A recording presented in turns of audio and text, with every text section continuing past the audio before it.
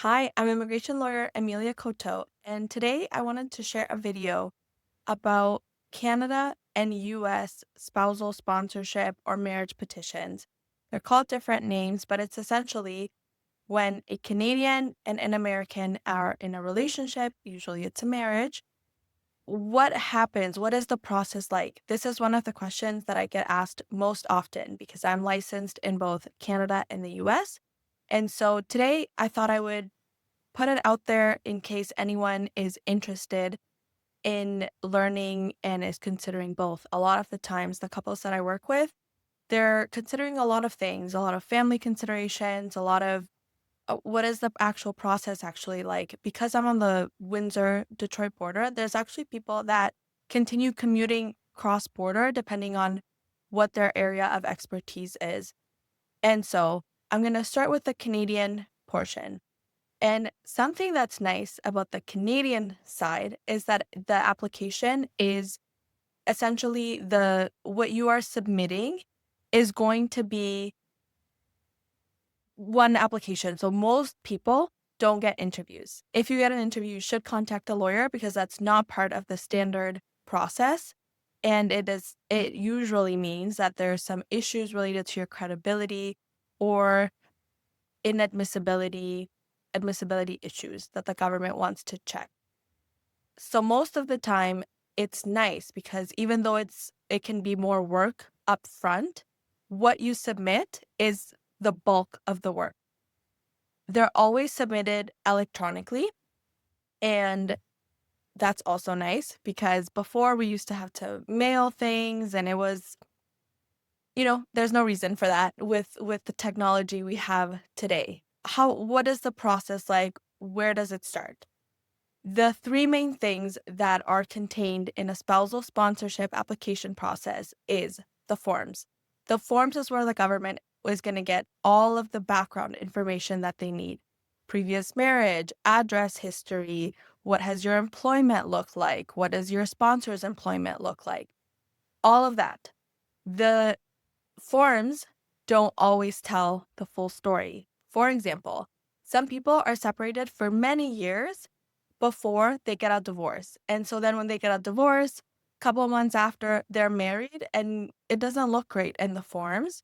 So whenever we're submitting a spousal sponsorship application, and this is not a required part of the application, but it's something we always do, is that we always do an affidavit from the sponsor that explains anything in the relationship package that could use more explaining. And this would typically include things like what I just mentioned with things and dates that don't make sense. If your employment history is iffy or if there's any financial concerns or issues about the sponsor not being able to support the petitioner, we would also submit it there. Relationship history, we always, always, always also give a background of the relationship of the person they're sponsoring. How did you meet? What things do you have in common? Why do you want to spend your life together? What are your future plans? And this helps to tie the entire relationship together.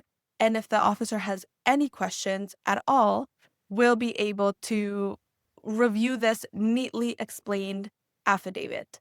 So that's the other part. The other thing is the supporting documents. So the government has created this document checklist that has all of the required documents. If you miss anything that is required, they will return your application and you'll have to start from the beginning.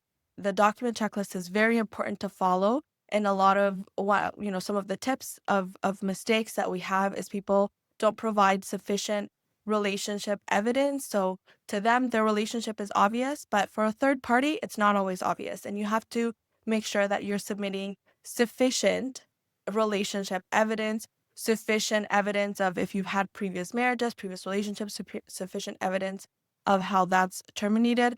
In Canada, it's recognized, common law marriages are recognized. So it's possible for someone to be married to someone else and sponsoring their current spouse, right? So you want to provide enough, but you also want to stick to the checklist closely. So for example, don't submit 50 pictures when they're only requesting 20.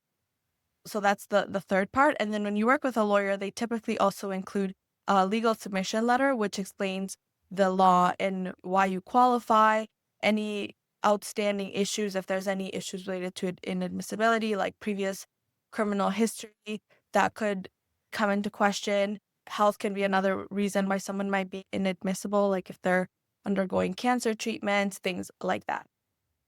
So, in a nutshell, you submit your application online. It's a lot of work, but it's such a relief once it's done because after that, the process just sort of closes. You start getting updates from the government. You get your biometrics letter, which lets you know that you have to go to, usually it's a Service Canada if you're in Canada, or there's biometric centers around the world that you can go and take your pictures and they'll get your fingerprints. You'll also get medical instructions letter. So you go to a physician that is impaneled to do these types of immigration medical examinations to make sure there's no contagious disease issues or other health situations that might render you inadmissible. And then you'll get 2 letters. You'll get 1 letter to let you know that your sponsor has met the eligibility requirements. And then once your background information that for the principal applicant is reviewed, you will also get confirmation that you are eligible. And from there, usually the next step is that they'll let you know that your application has been approved if all goes well. And you will be invited, depending on if you're from a country that requires a passport, you'll have to send your passport if you require a visa to come into Canada. Otherwise, you will send a copy of your passport if your country does not require a visa. And from there, the next step is that you will get your visa and you will have a certain amount of time to land. Typically in 6 months, it can be less depending on when you did your medical exam and your police check. They're only valid for a certain amount of time, so they try to land you before that time. And then you'll do the landing process. You'll either do it virtually if you're already in Canada, or you will do it at a port of entry. And that's it. The bulk of the work is in the beginning. There's no interview. If you are right now, I'm recording this at the end of 2025. There is a really big wait time backlog for inland spousal sponsorship. So we've been encouraging clients that for the most part, and there's a lot of legal considerations, so don't take this as legal advice, but generally speaking, we've been encouraging for people to apply Outland because the wait time is a little bit shorter. For both Outland and Inland, you are able to apply for a work permit if you would like to work from Canada while your application is ongoing. The work permit always has to be applied from within Canada. If you are living abroad or if you're not able to visit Canada, enter Canada on another status, then it won't be accessible. But generally speaking, there is an ability to get a work permit if you are going through this process. All right, so that is the Canadian process in a nutshell. Now I want to talk about the US process. And similar in the US, there is 2 main routes, which is that you can apply through Consular, which is the US equivalent of Outland spousal sponsorship. And you can also apply to adjust your status, which is when you apply from within the US. The main thing is that when you are applying to adjust your status, you cannot enter the US with a fraudulent intent. You cannot misrepresent why you're entering the US. So if you're a Canadian and you are going to the US and you just want to go for a visitor, but you know all along, hey, my plan is actually I'm going to adjust my status, and you sell all your things before you cross the border. You go to the border, you say, yeah, I'm just coming for a visit. And then boom, right away, you start buying a house, you get married, you are fully intending to reside in the US, that can come back to bite you because the government can accuse you of fraudulent misrepresentation and essentially you misrepresented your intentions all along. So typically, what ends up happening is that they cross the US, they had intent to visit temporarily, something happened, for example, illness in the family, a job loss, something like that, and they decide after 90 days, typically, that they're going to adjust their status because something in their situation has changed.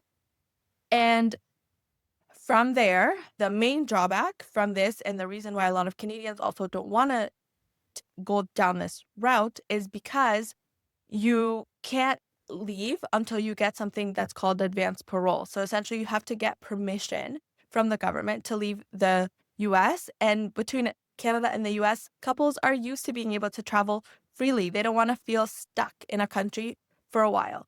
And right now, this administration is applying the rules very by the book. And even when someone has the ability to apply, a lot of times something I see is that Canadians don't check their I-94. So when you travel to the US, you're supposed to check your I-94 to verify how long you got before staying there. People assume they always get 6 months, and that is not always the case, especially if you say, hey, I'm only coming for the weekend. A lot of the times, they'll just give you the weekend. And if you didn't check, you can accidentally overstay. And if you're married to a US citizen, then that is something that is forgiven essentially once you apply to adjust your status. But right now, more than previous, there is more of a risk of detention and being put into removal proceedings. So this route, while available, is a little bit more risky. I usually recommend people to definitely work with a lawyer if they're going to go down this route, because there's a lot of pitfalls and it can be very easy to mess up. The application for adjustment of status is similar to the Canadian application in that most of the bulk of the application is sent at the beginning. So you send all of the application of how you can support the person that you're going to be sponsoring. You explain what your finances look like. You explain why the relationship is genuine. You also would explain the history of the relationship. You never want to leave things unexplained. Even if it's obvious to you, it's always nice with an affidavit or a letter from the sponsor to explain why it is that you are compatible with this person, so that the officer is convinced that this is not a sham. You explain the things that you have in common. You put third-party evidence of the relationship. For example, are you on the beneficiaries of each other's will? Are you on each other's insurance? Do you live in the same place? All of that. The application will also include your medical exam up front for the adjustment of status. It will include any police checks that are necessary. It will include everything, essentially. There is still an interview, and for the last few years, actually, they were going away from interviews if you submitted an application that was sufficiently strong to show the relationship evidence. But now they are going back to, we're going to make sure that we do an interview and we make sure that these relationships are genuine. So now they're doing more and more interviews again. But that's okay. When we work with clients, we always help them be prepared for the toughest of interviews, so they know what to expect. They know the questions that are typically asked to try to confuse people. And that's it. After the interview, if you pass and everything else checks out, there's no inadmissibility issues that come up, you will get a green card. You will get a green card for 2 years if you're applying and you haven't been married for at least 2 years, and you'll get it for 10 years if you've been married for longer. Similar to in Canada, you want to make sure that you're actually intending to live. I know that seems obvious, but I actually consult with a lot of people that they're not actually sure if they're going to move. And once you get the green card, you have residency requirements. You have to maintain residency to maintain your green card until you become a citizen. Then, so that is the adjustment of status process. The consular process, which is the equivalent of the Canadian portion of the Outland application, is when you apply from outside of the US. Typically, you can also apply consular process if you are in the US, but typically speaking, the people that use consular processing are living in their home country. The application process is in 2 parts. The first part is where you're going to prove that your relationship is genuine, that you have a US citizen sponsor that is eligible to sponsor. That is the first part. That's a marriage petition. Once that is approved, then it'll get sent to NVC, which is the National Visa Center. They are responsible for collecting all of the documents that your embassy or consulate in your home country are going to need. And so they'll collect the financial portion. They'll collect all of the background information. They'll ask you everything from every social media handle you've ever had, every email you've ever had, your previous phone numbers, address, all of that. And then from there, they'll also collect some just personal documents like birth certificate, police check, so that they can do all of the background information that they need on the applicant. Once they have all of the information, they will send it to the consulate or embassy. They will schedule an appointment. And then at this point in the process is where the applicant will do their medical exam. So it's not done up front like it is for adjustment of status. And from there, after that is all done, then the last step is the interview. You go with your spouse and you answer questions. Again, it can be unpredictable. It can be really fast and pleasant, and it's just making sure all the documents are in order and they don't have any issues related to your relationship. Or it can be really tough, and you might have to explain either that your relationship is genuine or that there are issues related to misrepresentation previously is one that a lot of Canadians deal with, or there can be inadmissibility issues. So, for example, if you don't have all of your vaccines up to date, if you've in the past not complied with immigration regulations, that's another reason why this could be an issue. From there, what happens after is that if your application is approved, which is hopefully what's going to happen in your case, then you will get an immigrant visa on your passport. And then you have 6 months approximately from the time that the immigrant visa is put into your passport to move to the US to make landing. And for a lot of the Canadians, they do it via land because they can take a U-Haul, they can move their things, but there's no extensions, there's no way. So you have to always make sure that you're landing before then. Then you will get your green card and you'll be a permanent resident. And again, then you start having permanent residency requirements. And so that is the two countries, the different processes in a nutshell. I love helping couples going through the process. I actually went through the process myself. My husband's American, I'm Canadian. So I started this firm because actually I had a terrible experience when I was going through the process myself. And I became obsessed with the process and figuring out how to make this as painless and as good of an experience as it can possibly be. I don't practice at a high volume firm. Our firm is intentionally low volume because I think that is one of the main issues with a lot of immigration firms is that they have extremely high volumes and they don't have either the technology or the staff to appropriately deal with the cases. So a lot of times clients end up feeling passed off, they don't feel cared for. And I genuinely care for the families that I work with. My life revolves around family. We have a beautiful family that I would do anything for, and I want my clients to feel that I'm on their team and I'm going to do the best that I can to make sure that they feel cared for during the process. So if you have any questions, if you want to work together, either leave them in the comments. I'm going to try to do more of these videos because I think they're very helpful, and they were helpful when I was going through the process because I was an attorney actually before I went through this, but I was doing litigation and just a little bit of immigration, so I didn't feel comfortable. We offer strategy sessions for anyone that is interested in legal advice specific to their situation.